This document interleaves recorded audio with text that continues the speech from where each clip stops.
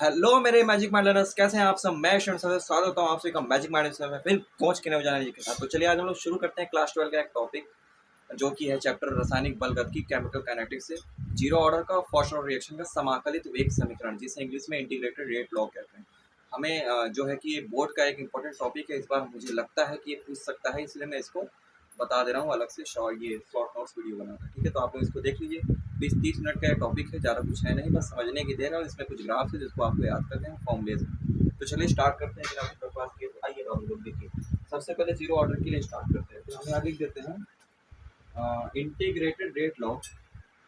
Integrated rate law यानी समाकलित वेग समीकरण। ठीक है, integrated rate law, rate law और जीरो ऑर्डर रिएक्शन, शून्य कोटि की अभिक्रिया की। ठीक है, आइए निकालते हैं जीरो ऑर्डर रिएक्शन। चलिए स्टार्ट। तो आइए स्टार्ट करते हैं। तो मान लेते हैं कोई अभिक्रिया जो है, यहाँ से हम लिखना चालू करें। देखिए लिख रहा है, मान लीजिए कोई अभिक्रिया ए से बी हो रही है। ए क्या हमारा अभिकारक है, रिएक्टेंट, बी जा रही है उत्पाद बन रहा है। ठीक है, अच्छा जब टाइम इस पर तो जीरो था, जब टाइम कुछ भी नहीं था। ठीक है, तो ए की जो प्रारंभिक सांद्रता थी, इनिशियल कंसंट्रेशन, प्रारंभिक सांद्रता वो कितनी थी, मैं मान लेता हूँ ए। ठीक है, ए नॉट, सॉरी ए नॉट मान लेता हूँ। नॉट लगा मतलब उसके नीचे जीरो लगा। तो ठीक है, इनिशियली मान लेते हैं हम लोग वो ए नॉट। तो चलिए अब देखते हैं, मान लेते हैं टी टाइम बीत गया। जब टाइम इक्वल टू टी हुआ, टी इक्वल टू टी मतलब कुछ टाइम बीत गया। ठीक है, जीरो से ऊपर कुछ हो गया, कोई भी हो सकता है, 1 सेकंड, 2 सेकंड, 5 सेकंड, जो भी। टाइम इक्वल टू जब टी हुआ तो मान लेते हैं कि इसकी सांद्रता जो है वो प्रारंभिक से कुछ बदल गई, इनिशियल से कुछ फाइनल हुई। ठीक है, फाइनली ये क्या हो गया, फाइनल ये मान लेते हैं ए रहे। ठीक है, ध्यान से सुनिए, एकदम सेम टू सेम, एकदम फर्स्ट ऑर्डर के लिए भी करेंगे, जीरो ऑर्डर का हम करा रहे हैं। ठीक है, एकदम आपको मजा आ जाएगा, सिंपल है, मस्त। तो टी इक्वल टू जीरो पे इनिशियल मैंने कितना माना, ए नॉट बाबू। ठीक है, सही है, जोर से बोल। और टी इक्वल टू टी पे क्या माने हम लोग, फाइनल क्या माने, ए माने। ठीक है, आइए अब इसका रिलेशन लिखते हैं। दो रिलेशन लिखना है, आप लोग शायद पढ़े होंगे जो है कि अपने स्कूल में, कि जब दर लिखते हैं तो दर जो रेट होता है किसी भी रिएक्शन के लिए, केमिकल कनेक्शन भैया बात क्या करते हैं, दर वगैरह की बात करते हैं, रिएक्शन कैसे जाएगी, कैसे आगे बढ़ेगी। तो दर जब लिखते हैं दो चीज़ों से लिख सकते हैं, एक ताक्षणिक दर जिसे इंटस्टेनियस रेट बोलते हैं, और एक इंटा वो रेट लॉ के रूप में उसको लिख सकते हैं। तो आइए दोनों तरीके से उसको लिखते हैं। तो हम लिखते हैं बाई राइट बोथ रेट। ठीक है, दोनों दर लिखने के द्वारा। ठीक है, बाई राइट बोथ रेट, तो दोनों दर इसके लिए लिखते हैं। आइए तो सबसे पहला दर लिखते हैं, दर बराबर में ए के रिस्पेक्ट में अगर हम दर लिखेंगे ताक्षणिक दर, तो यहाँ पर लिख दे रहे हैं किसका दर लिखना है हम लोग, ताक्षणिक लिखना है। तो यहाँ पर लिख दे ताक्षणिक दर, ताक्षणिक दर, ताक्षणिक दर जिसे हम लोग इंस्टेंटेनियस रेट कहते हैं। तो हम इसकी दर बराबर में क्या लिख सकते हैं भैया, देखिए इसकी रिस्पेक्ट में हमको लिखना है ए के रिस्पेक्ट में। तो ए क्या है, हमारा अभिकारक है, और अभिकारक जानते हैं किसी भी रिएक्शन में जाते आते क्या होगा, घटता जाएगा। तो घटेगा तो आप लगा दीजिए यहाँ पे माइनस। ठीक है, माइनस लगा दीजिए। अब इसके रिस्पेक्ट में, टाइम के रिस्पेक्ट में घट रहा है। ठीक है, तो कैसे यूज करेंगे, डी ब्रैकेट में ए की सांद्रता हुई, डी मतलब है डिफरेंशिएशन। ठीक है, समाकलन बाई में डी, समाकलन नहीं, सॉरी इसको अवकलन बोलते हैं। डी मतलब अवकलन, समाकलन तो वो होता है लंबा सांप, अभी आगे करेंगे। चलिए, तो ये हमारे पास एक दर आ गई, क्या हो गया बाबू, दर हो गया minus D A by D T. ये क्या है, ताक्षणिक दर है। ठीक है, किसके लिए, जीरो ऑर्डर की। ये हो गया, इसको हम इक्वेशन 1 बना लेंगे। ठीक है, इसको हम इक्वेशन 1 बना लेते हैं। चलिए अब एक दर और लिख सकते हैं हम लोग, वेग दर, वेग दर जिसे हम लोग रेट लॉ बोलते हैं इंग्लिश में, रेट लॉ। इसके हिसाब से भी हम इसका दर लिख सकते हैं। कैसे लिख सकते हैं भैया, तो इसका भी अगर हम दर लिखेंगे इसके हिसाब से, वेग दर के हिसाब से, तो कैसे लिखेंगे भैया, इसके लिए हमारे पास एक कांस्टेंट आता है के, जिसे हम लोग वेग स्थिरांक बोलते हैं, रेट कांस्टेंट। और जो भी अभिकारक है, रिएक्टेंट है, उसकी पावर हम लोग को डिसाइड करनी होती है क्या, तो मान लेते हैं इसकी पावर एक्स है। ठीक है, जब भी हम लोग वेग दर लिखते हैं तो एक कांस्टेंट आता है, और जो भी अभिकारक होता है उसकी पावर हम लोग एक्स मानते हैं।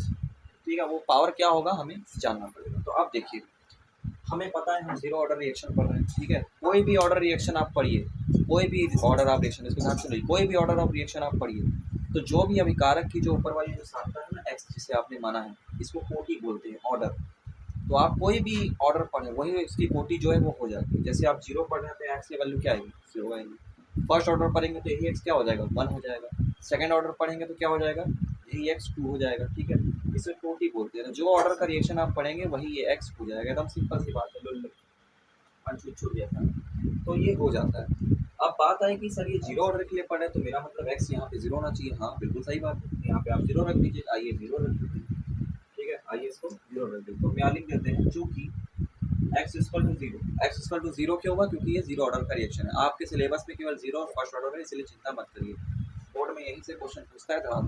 चलिए तो थोड़ा तो एक्स की पावर एक्स बराबर यहाँ क्या है जीरो, तो हम यहाँ क्या रख सकते हैं भैया, यहाँ हम क्या रख सकते हैं एक्स की जगह पे, तो दर इक्वल टू मेरे पास क्या हो जाएगा के और ए की पावर जीरो, ठीक है, इसको हम इक्वेशन 2 बना देते हैं, एक्स इक्वल टू जीरो, ठीक है। तो यहाँ पे देखिए ये पूरा हो चुका है, यहाँ पे इक्वेशन 1 बन चुका है, इक्वेशन 2 बन चुका है। अब इन दोनों से हमें रिलेशन बनाना है, तो इसको आप जरा सा नोट कर लीजिए, फटाक से देख लीजिए। चलिए स्टार्ट करते हैं आगे। तो ये इक्वेशन 1 इक्वेशन 2, एक इक्वेशन कैसे बना ताक्षणिक दर से, दूसरा इक्वेशन कैसे बना वेग दर से, रेट लॉ से, एक इंस्टेंटेनियस रेट से, ठीक है, ये आराम से हो गया। आइए इसको आगे चलते हैं। एक्स की पावर यहाँ जीरो क्यों होगा बाबू, क्योंकि यहाँ पे शून्य कोटि की अभिक्रिया है, जीरो ऑर्डर, और जिस ऑर्डर का जो भी रिएक्शन होता है उसकी पावर में जो भी कोटि आती है, ऑर्डर आता है, उसका वो नंबर लग जाता है काम। आइए आगे चलिए। अब यहाँ पे मेरे पास दो इक्वेशन आ चुके हैं, तो हम क्या करेंगे भैया, इन दोनों इक्वेशन को ऐड करेंगे।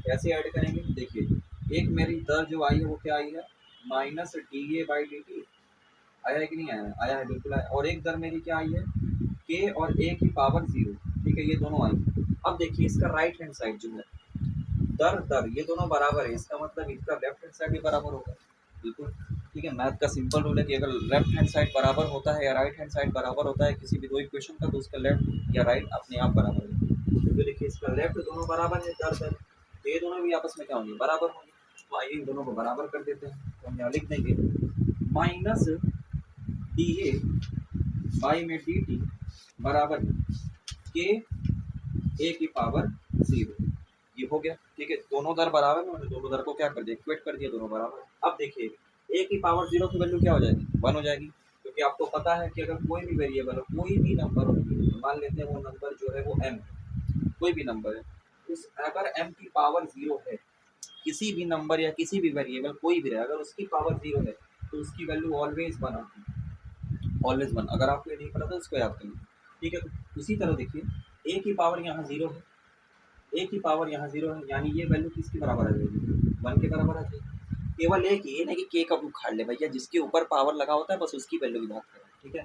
चलिए तो ए की पावर यहाँ क्या हो जाएगी, अगर ए की पावर यहाँ जीरो है तो इसकी वैल्यू क्या हो जाएगी, वन हो जाएगी, काम खत्म। तो हम यहाँ से हम लिख सकते हैं माइनस डी ए बाई में डी टी इक्वल टू में के, क्योंकि ये वैल्यू वन हो गया तो वन से गुणा करेंगे तो के ही आएगा। अच्छा अब एक काम करते हैं, अब हमको देखिए इसके नाम में ही है समाकलित वेग समीकरण, यानी हमको इसका समाकलन करना पड़ेगा, इंटीग्रेशन। और इंटीग्रेशन के लिए साइन कौन सा यूज करते हैं, ये वाला, आप लोगों ने इसे देखा होगा मैथड, ठीक है, सिंपल है, कुछ करना नहीं है, ये कर। अब देखिए अब यहाँ पे इक्वेशन बन चुका, ये फाइनल। अभी इसका क्या करना है, देखिए ये ए वाला चीज हमारे पास क्या है, ये सांद्रता है, और ये टी वाला क्या है, ये समय। तो सांद्रता और समय दोनों को एक साथ हम समाकलित नहीं कर सकते, तो इन्हें अलग अलग करना होता है।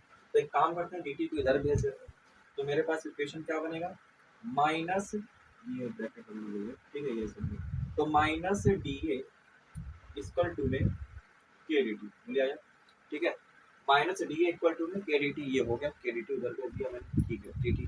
अब हम क्या करेंगे, ये इक्वेशन जो मेरे पास बना है इसके दोनों तरफ हम क्या करेंगे, समाकलन का चिन्ह लगा देंगे, ये समाकलन, दोनों तरफ हम क्या कर दिए, समाकलन कर दिए। आइए करते हैं, सांद्रता को सांद्रता के रिस्पेक्ट में समाकलित करेंगे और समय को समय के रिस्पेक्ट में, और कांस्टेंट और प्लस माइनस ये जो भी चिन्ह होते हैं समाकलन के बाहर आ जाते हैं, बात ध्यान रखिए। तो आइए ये सांद्रता वाला टर्म है, कंसंट्रेशन टर्म है, कहाँ से कहाँ जा रहे हैं भैया, प्रारंभिक, प्रारंभिक कहाँ थे, ए नॉट थे, कहाँ जा रहे थे, ए पर। भैया प्रारंभिक सांद्रता मैंने क्या मानी थी, ए नॉट मानी थी ना, पीछे आप देख लीजिए, ए नॉट, और फाइनली क्या हो गया, ए हो गया। तो जो इनिशियल रहता है शुरुआत में उसको नीचे रखते हैं और जो फाइनल हुआ उसे ऊपर रखते हैं। अच्छा टाइम के बारे में बात कर ली, टाइम को मैंने क्या माना था, इनिशियल जीरो माना था, time equal to zero, time equal to कहाँ तक गए थे, टी तक गए थे, टी इक्वल टू टी तक, तो जीरो से हम लोग जा रहे हैं टी तक, यहाँ तक हो गया। अच्छा अब यहाँ से जो जो कॉन्स्टेंट वैल्यू है उसको बाहर ले लीजिए, देखिए माइनस है, माइनस बाहर आ जाएगा इंटीग्रेशन, और बच जाएगा क्या, इंटीग्रेशन ऑफ ए नॉट से ए तक किसका, डी ए का, बोलिए सही है। अब इक्वल टू ये के क्या है भैया, कांस्टेंट मैंने पहले बता दिया था, वेग स्थिरांक की, रेट कांस्टेंट बाहर आ जाएगा इंटीग्रेशन की, ये बाहर आ गया, बचा क्या मेरे पास, जीरो से लेकर टी तक किसका इंटीग्रेशन, डी टी, ठीक है, डी टी का, ये हो गया। अच्छा आप कैसे करेंगे इंटीग्रेशन भैया, तो जो भी यहाँ पे जिसका आप ये कर रहे हैं इंटीग्रेशन, उसके रिस्पेक्ट में जो भी यहाँ दिखा है, जैसे देखिए डी को मत देखिए, डी को मत देखिए, इसको देखिए, टी के साथ इसके लिखा है, इसको देखिए, टी के साथ टाइम लिखा है, इसको देखिए, और इसके रिस्पेक्ट में अपर लिमिट, ये upper limit minus lower limit, upper limit minus lower limit, upper limit minus lower limit कर दीजिए, आंसर आ गया। ये करते हैं पहले यहाँ पर। तो इसके लिए भैया अपर लिमिट कौन है, ये है, तो स्टार्ट करते हैं। माइनस तो बाहर ही रहेगा भैया, माइनस अजूबा है, उसको बाहर रखिए। अब इसके रिस्पेक्ट में ये कौन है, ए, अपर लिमिट, तो ब्रैकेट के अंदर लिखेंगे अपर लिमिट, ठीक है, upper limit minus lower limit कौन है, ए नॉट, तो यहाँ हो जाएगा लोअर लिमिट, खत्म, खत्म, बस यही है, इक्वल टू के, तो एज इट इज रहेगा, के को कोई चेंज नहीं, डी टी में चेंज होगा, टी की जगह पे एक बार अपर लिमिट फिर लोअर लिमिट, तो ब्रैकेट के अंदर क्या कर देंगे भैया, अपर लिमिट कौन है टी, और माइनस लोअर लिमिट कौन है, जीरो, बस खत्म, खत्म। अब इसको सॉल्व कर लीजिए, ये माइनस अंदर दे दीजिए, तो माइनस अंदर देंगे तो ये माइनस ए बन जाएगा, और ये minus minus plus A not बन जाएगा, इक्वल टू में के, और ये माइनस घटेगा तो आएगा टी, ये आएगा। अब इसको उल्टा सीधा कर लीजिए, इसको उल्टा सीधा कर लीजिए ताकि ये अच्छा लगे, माइनस से कुछ देखने में अजीब सा लग रहा है, उसको उधर भेजते हैं, टी को उधर लाते हैं, तो मेरे पास फाइनल इक्वेशन क्या बनेगा, ए बराबर में, ए बराबर में ए नॉट माइनस के टी, ये हमारी इक्वेशन बन चुकी है, और इसी इक्वेशन को हम लोग बोलते हैं, ये फाइनल इक्वेशन को समाकलित वेग समीकरण फॉर शून्य कोटि की अभिक्रिया, इंटीग्रेटेड रेट लॉ शून्य कोटि की अभिक्रिया, जीरो ऑर्डर रिएक्शन के लिए, यही, ठीक है। यानी आपको इतना प्रोसेस करना पड़ेगा, 2-3 नंबर का पूछेगा आपके बोर्ड में, तो आपको ये पूरा करना पड़ेगा, और आपको ये बताना पड़ेगा कि यहाँ क्या क्या है, टी क्या है, टाइम, के क्या है, वेग स्थिरांक है, ए नॉट क्या है, प्रारंभिक सांख्यता जो आप माने थे, और ए क्या है भैया, अंतिम, अंतिम कुछ भी हो गई, तो ये है आपका समाकलित वेग समीकरण जीरो ऑर्डर के लिए, ठीक है। तो ये हो गया। अब एकदम सेम इसी तरह फर्स्ट ऑर्डर का भी होगा, तो एक काम करते हैं, पहले इसका ग्राफ बना लेंगे, या काम करते हैं इसका ग्राफ वगैरह जो है बाद में बताएंगे, पहले फर्स्ट ऑर्डर का भी देखिए, हटा दें, ठीक है, देख लीजिए, यहाँ पे माइनस डी रहेगा, और ये यहाँ पे फाइनल इक्वेशन, इसको बोला जाता है इंटीग्रेटेड रेट, ये जो आया है। चलिए ग्राफ वगैरह का जो है कि हम बनवा देंगे आखिरी में, 20-30 मिनट का वीडियो ज़्यादा देर नहीं है, एक ही वीडियो में सब। चलिए फटाक से बढ़ाते स्टार्ट। तो जीरो ऑर्डर के लिए हो गया इंटीग्रेटेड, अब आइए फर्स्ट ऑर्डर, यहाँ पे लिख लीजिए फर्स्ट ऑर्डर, फर्स्ट ऑर्डर के लिए, ठीक है, प्रथम कोटि के अभिक्रिया के लिए। तो फटाक से स्टार्ट करते हैं, कुछ नहीं करना, वही रिएक्शन, वही सब कुछ वही, बस एक जगह चेंज आ जाएगा, लॉग लग जाएगा इसमें, क्या लग जाएगा, लॉग लग जाएगा। लॉग जानते हैं आप लोग, क्या लोग, 10 लोग, ठीक है भाई, 10 लोग नहीं, 10 लोग नहीं, जो है कि लॉग मैथ में यूज होता है। देखिए स्टार्ट करते हैं, अब फर्स्ट ऑर्डर के लिए करने जा रहे हैं, ठीक है, हो गया जीरो ऑर्डर खत्म। मान लेते हैं कोई अभिक्रिया ए से कहा जा रही है, बी जा रही है, हो रही है भैया ए से धड़ाधड़। अब यहाँ पे देखिए टी इक्वल टू 0 पे मान लेते हैं इसकी प्रारंभिक सांख्यता क्या थी, ए नॉट, पहले ही कर चुके हैं, ठीक है। मान लीजिए टाइम कुछ बीत गया, टाइम टी हो गया, टाइम क्या हो गया, टी हो गया, तो सांख्यता क्या हो जाएगी, ए हो जाएगी। चलिए मान लेते हैं, भैया मानने में क्या है, अपना यही है, सिलेबस में ऐसा ही दिया था, सिंपल कुछ भी मान सकते हैं, एक्स वाई जेड कुछ भी माने, बनेगा तो वही आखिर फॉर्मूला तो हम लोग को यूज़ करना है, ठीक है, कोई दिक्कत नहीं, सिलेबस में ऐसा ही है, किताब में ऐसा ही, तो मान लेते टी इक्वल टू 0 पे A naught, T equal to T पे ए है। अच्छा अब इसका भी हम क्या करेंगे भैया, दो दर लिखेंगे, क्या लिखेंगे, दो दर लिखेंगे, कौन कौन सा दर, एक ताक्षणिक दर और एक वेग नियम दर, ठीक है, ये लिख लेते हैं। तो हम यहाँ लिखेंगे बाई राइट वही इक्वेशन लिखेंगे, ताक्षणिक दर व वेग नियम दर द्वारा, ऐसे लिख कर, तो हम पहले क्या करते हैं, ताक्षणिक दर, ताक्षणिक दर, ठीक है, इंटरस्टेनियस रेट, तो दर बराबर में मैं क्या लिखूंगा, ये तो यही रहेगा, माइनस डी ए पाई में डी टी, कोई चेंज नहीं आएगा इसमें, यही रहेगा इक्वेशन नंबर 1, ठीक है, ये ताक्षणिक दर हो गया। अब आइए वेग नियम दर लिखते हैं, वेग नियम दर, रेट लॉ, वेग नियम से इसका दर लिखते हैं रेट लॉ से, ठीक है। तो इसका दर किसके बराबर हो जाएगा भैया, एक कॉन्स्टेंट आएगा के, और सांद्रता ए की पावर एक्स, ठीक है। जब भी वेग नियम दर लिखते हैं तो एक कोटि लगती है जो पावर के रूप में होती है, वही आपकी कोटि होती है, उसे ऑर्डर बोला जाता है, ऑर्डर ऑफ रिएक्शन। तो ए की पावर एक्स हो गई, अब मुझे एक्स की वैल्यू चाहिए, तो भैया कॉमन सेंस लगाइए, जैसे जीरो ऑर्डर रिएक्शन के लिए एक्स की वैल्यू क्या होगी थी, जीरो, मैंने भी बताया कि जो भी कोटि होती है जिस ऑर्डर का रिएक्शन आप पढ़े वो उसके बराबर हो जाएगी, जीरो ऑर्डर के लिए एक्स की वैल्यू जीरो, तो फर्स्ट ऑर्डर के लिए क्या हो जाएगी, सिंपल एक्स की वैल्यू 1, तो चूंकि यहाँ पे एक्स इक्वल टू 1 होगा, तो इसके पावर में क्या आ जाएगा, दर बराबर में ए, और ए की पावर 1, ये हमारा बन गया इक्वेशन 2, ठीक है, यहाँ बन गया। देखिए बस यही चेंज है कि उसमें 0 था, यहाँ पे 1 हो गया, अब ये वैल्यू कटेगा नहीं, ठीक है। आइए स्टार्ट करते हैं, दोनों को इक्वेट करते हैं। अब अब देखिए इसका भी लेफ्ट हैंड साइड जो है दर और दर बराबर है, तो राइट हैंड साइड भी क्या हो जाएंगे, बराबर हो जाएंगे। तो एकदम चुन मार के बराबर करेंगे इसको, इसको मिटा दे रहे हैं, ठीक है। आइए फिर से इसको हम इरेज कर दे रहे हैं, इरेज कर दे रहे हैं, ठीक है। अब यहाँ पे कर देखिए, अब यहाँ से हम स्टार्ट करते हैं। दोनों इक्वेशन में देखिए दर बराबर थे, बाबा लिखेंगे नहीं, आपको तो समझ में आ गया, बुद्धिमान है आप लोग, ठीक है, गरीब का सम्मान करेंगे। तो माइनस डी ए बाई में डी टी, ठीक है, माइनस डी ए बाई में डी टी इक्वल टू में के, और ए की पावर यहाँ क्या हो जाएगी, 1 हो जाएगी बाबू, ठीक है, 1। अब देखिए पिछली बार ए की पावर 0 थी तो इसकी वैल्यू 1 आ गई थी, अब यहाँ खुद ही इसकी पावर 1 है, अब इसकी पावर खुद 1 है। अब भैया आपको पता है कि किसी भी की पावर अगर 1 होती है तो उसकी वैल्यू वही आती है जो वो है, 1 नहीं आती, वही आती है जो वो है। जैसे मान लीजिए m की पावर 1 है तो वैल्यू क्या आएगी, m ही आएगी, लेकिन अगर m की पावर 0 होता तो वैल्यू क्या आती, 1 आती। ये सब आपको बात आना चाहिए, ठीक है, सब बेसिक मैथ है, थोड़ा थोड़ा मैथ आना चाहिए। तो देखिए a की पावर 1 है, इसका मतलब यहाँ वैल्यू अगर हम लिखेंगे तो माइनस डी ए, तो ये तो सेम ही रहेगा भैया, इसमें कोई छेड़छाड़ नहीं। इक्वल टू में के, और ये गायब नहीं होगा भैया, ए का ए रह जाएगा, ए का ए रह जाएगा, ये बदलेगा नहीं। अब क्या होगा भैया, लोग अभी हम लोग पीछे वाला करते तो इंटीग्रेशन मार देते तुरंत धड़ाधड़ धड़ाधड़। अब इसमें क्या करते, तो एक काम करते हैं, देखिए ये भी सांद्रता है, ये भी सांद्रता है, तो दोनों सांद्रता है, तो सांद्रता को एक तरफ लेते हैं, टाइम को एक तरफ लेते हैं, ताकि सांद्रता को सांद्रता के रिस्पेक्ट में समाकलन कर सकें और टाइम को टाइम के।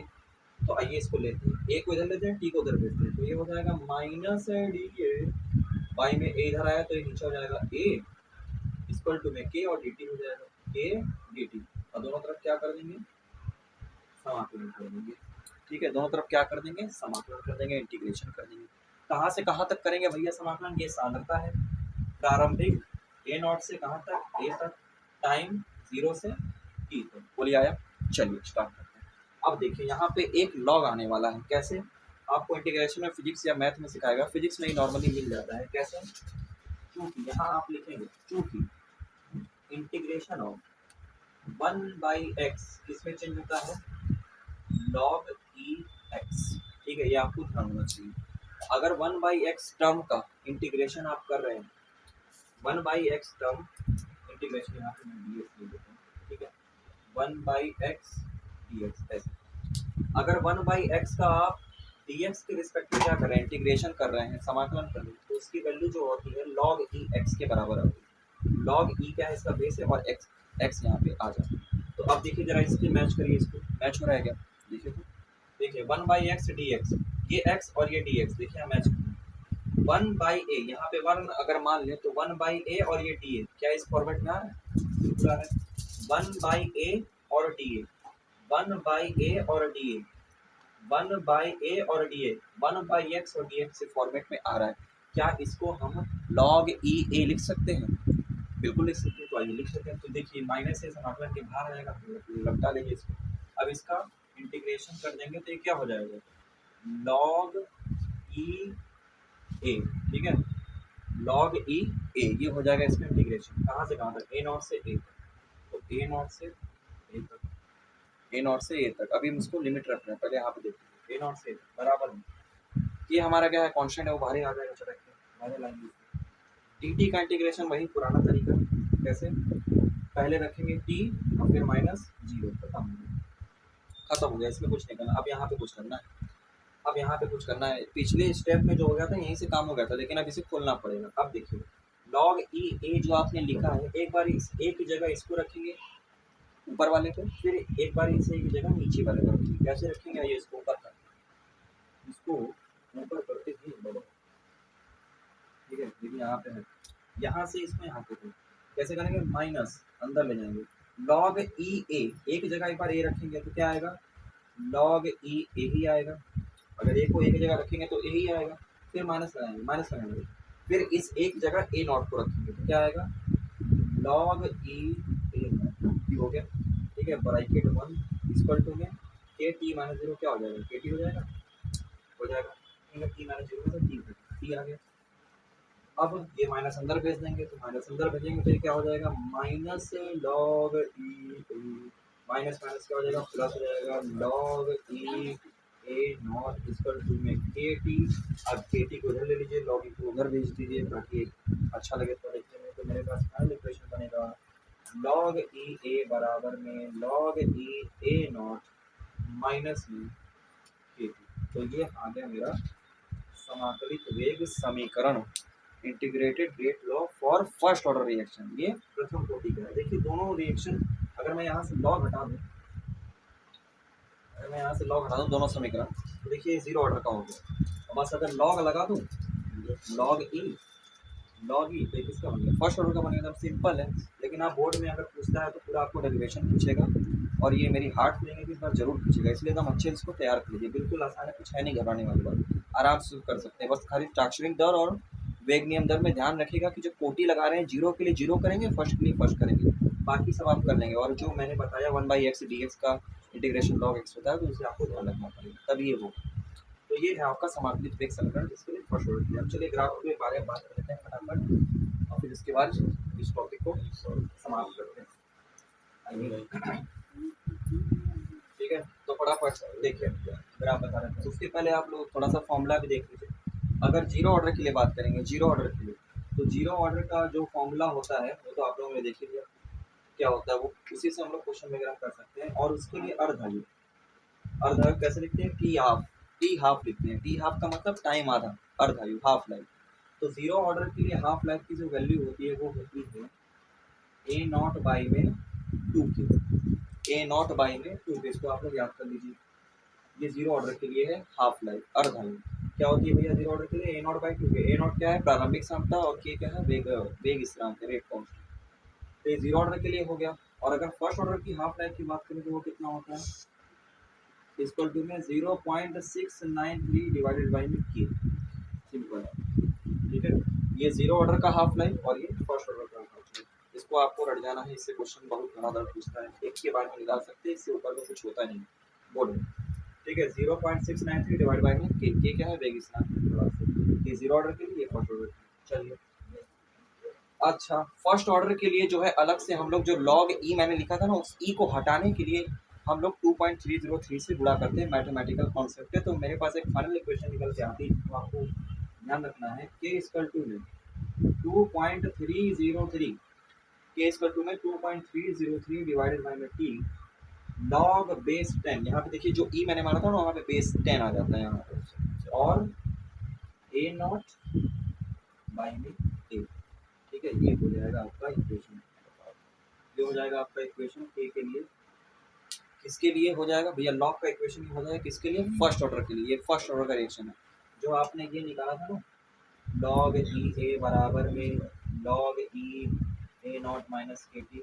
इसको लिखने से अच्छा आप इसको याद करिए। हालांकि ये समाकलित वेग समीकरण है, जब पूछेगा तो आपको ये लिख के करना ही पड़ेगा, लेकिन जब आप क्वेश्चन सॉल्व करेंगे तो इसको आप यूज मत करिएगा, आप इसको यूज करिएगा, 100% आंसर सही है। और 100% जो है कि इसी से मतलब जो है क्वेश्चन पूछता रहता है, टाइम और वेग से। ए नॉट आपको पता ही है क्या है, प्रारंभिक क्षमता, इनिशियल। ए क्या है, अंतिम है, जो हो गई थी बचने हुई, ठीक है। और टी क्या है, टाइम है। के क्या है, कांस्टेंट, और ये वैल्यू। और लॉग बेस 10 की वैल्यू जो है कि कुछ होता नहीं उससे, मतलब बस यहाँ पे जो वैल्यू आएगी उसका मान आपको रखना है। जैसे लॉग 1 की वैल्यू क्या होती है, 0। लॉग 2 की वैल्यू क्या होती है, 0.30। तो आप लोग इसको गूगल पे सर्च करके देख लीजिएगा, लॉग 1 से 10 तक वैल्यू याद कर लीजिए, काम खत्म हो जाएगा। चलिए, तो ये फाइनल हो गया। ये किसके लिए भैया, फर्स्ट ऑर्डर के लिए। चलिए अब ग्राफ कर लेते हैं इसका फटाफट, ग्राफ फटफट फटफट ग्राफ कर लेते हैं। जीरो ऑर्डर के लिए, फर्स्ट ऑर्डर के लिए। आइए पहले जीरो ऑर्डर के लिए, जीरो ऑर्डर के लिए, जीरो ऑर्डर के लिए। ठीक है, फटाफट 4 ग्राफ आपको याद करने जीरो ऑर्डर के, फटाफट फटाफट। चार चार ग्राफ दिमाग बता लीजिए। इस 4 ग्राफ से क्वेश्चन जरूर पूछेगा। 4 ऑप्शन लिख दे दीजिएगा, कह देगा बताइए कौन सा जीरो ऑर्डर का है, तो फट से दिमाग में आना चाहिए, दिमाग में आना चाहिए। चलिए इसको ग्राफ से इसको बनाइए, 4 ग्राफ है जीरो ऑर्डर के लिए। ठीक है, चारों ग्राफ जीरो ऑर्डर के लिए। फटाफट इधर लीजिए दर, इधर लीजिए टाइम। दर यानी रेट, इधर टाइम। इधर लीजिए दर, इधर लीजिए प्रारंभिक सांख्यक, सॉरी नाम सांख्यक, प्रारंभिक नहीं, केवल सांख्यक, सांख्यता यानी कंसंट्रेशन। ठीक है, इधर लीजिए दर यानी रेट, इधर लीजिए सांख्यता कंसंट्रेशन। इधर लीजिए टी हाफ, टी हाफ अर्धायु। ठीक है, जीरो ऑर्डर का अर्धायु। और यहाँ पे लीजिए प्रारंभिक सांख्यता ए नॉट। ठीक है, ए नॉट। ठीक है, ए नॉट, ध्यान से। अब यहाँ पे क्या करते हैं, यहाँ पे टाइम ले लेते हैं और यहाँ पे दे देते हैं किसको, हम लोग सांद्रता, टाइम और सांद्रता, ठीक है, ये सांद्रता, टाइम और सांद्रता। चलिए भैया स्टार्ट करते हैं। 4 ग्राफ है, देखिए किसके इसके बीच में, दर टाइम, दर सांद्रता, टी हाफ, ए नॉट यानी प्रारंभिक सांद्रता, और ये सांद्रता और टाइम ग्राफ, ये जीरो ऑर्डर के लिए। अब देखिए दर जो है जीरो ऑर्डर पे टाइम पे डिपेंड नहीं करती, सीधा लाइन जाएगा, खत्म हो गया। दर जो है सांद्रता पर, दर जो है सांद्रता पर भी डिपेंड नहीं करती, इसका भी लाइन सीधा जाएगा। क्यों नहीं करती, क्योंकि भैया दर जो बराबर है किसके, के ए नॉट की पावर 0, ये पूरा वैल्यू 1 हो गया, तो भैया कहाँ डिपेंड करेगा वो, ठीक है, तो ये लाइन सीधा जाएगा, ये भी सीधा जाएगा। अच्छा टी हाफ ए नॉट पे कैसे डिपेंड करेगा, डायरेक्टली प्रोपोर्शनल, तो ऐसा लाइन सीधा निकलेगा, ये सीधा ग्राफ, ठीक है। अच्छा सांद्रता और समय का ग्राफ थोड़ा सा देखना पड़ेगा, ये y equal to mx plus c line graph पे निकलता है, तो उसको आपको नहीं देखना है, आप डायरेक्ट याद करके जाइए, काम हो जाएगा। यहाँ से शुरू होगा ग्राफ और ये ऐसे काट देगा, और ये जो कटान है, जो काटा हुआ है, इसको हम लोग बोलेंगे प्रारंभिक सांद्रता ई नॉट, जो यहाँ काटा है, ठीक है, जहाँ से स्टार्ट, और ये जो एंगल बनेगा यहाँ से, ये थीटा, इसको हम लोग ढाल बोलेंगे, ढाल यानी स्लोप, और ये किसके बराबर होता है, तो tan थीटा के बराबर होता है, और यहाँ पे किसके बराबर होगा, माइनस के बराबर होगा, इसको आपको याद करना है, ठीक है। जीरो ऑर्डर के लिए सांद्रता टाइम ग्राफ में ग्राफ ऐसे बनेगा, जहाँ काटेगा वहाँ ए नॉट, और ये एंगल जो थीटा होगा उसको स्लोप बोलते हैं, ढाल किसके बराबर होगा, tan थीटा की, और ये tan थीटा किसके बराबर होगा, माइनस के। तो आपको ये, चलिए खत्म हो गया। ये 4 ग्राफ किसके बनाए मैंने, जीरो ऑर्डर का। चलिए फर्स्ट ऑर्डर का बनाते हैं, फीस्ट ऑर्डर का बनाते हैं, ये एकदम रट जाइए, एकदम चारों ग्राफ डायरेक्ट पूछ लो।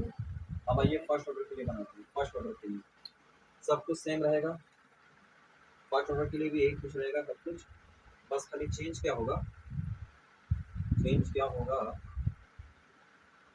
चेंज क्या होगा, चेंज क्या होगा बता दें। चारों ग्राफ उसमें भी यही सब रिलेशन में बनेंगे। अब आइए करते हैं। अब देखिए फर्स्ट ऑर्डर के लिए दर और टाइम कैसे, दर और टाइम इनवर्स होते हैं, दर और टाइम कैसे होते हैं, इनवर्स, तो ये ग्राफ कुछ यू बनेगा ऐसे, ये फर्स्ट ऑर्डर के लिए दर और टाइम इनवर्स होते हैं, तो ये ग्राफ ऐसे नीचे चला जाएगा। अच्छा दर और सांद्रता कैसे है भैया, डायरेक्टली प्रोपोर्शनल, दर और सांद्रता कैसे है, डायरेक्टली प्रोपोर्शनल, तो ये ग्राफ ऐसे चला जाएगा सीधा। फर्स्ट ऑर्डर में दर और सांद्रता जो है डायरेक्टली प्रोपोर्शनल, एक बढ़ेगा दूसरा ही बढ़ेगा, तो ये सीधा चला जाएगा। टी हाफ ए नॉट पे डिपेंड नहीं करता, सीधा जाएगा, ये लाइन सीधा।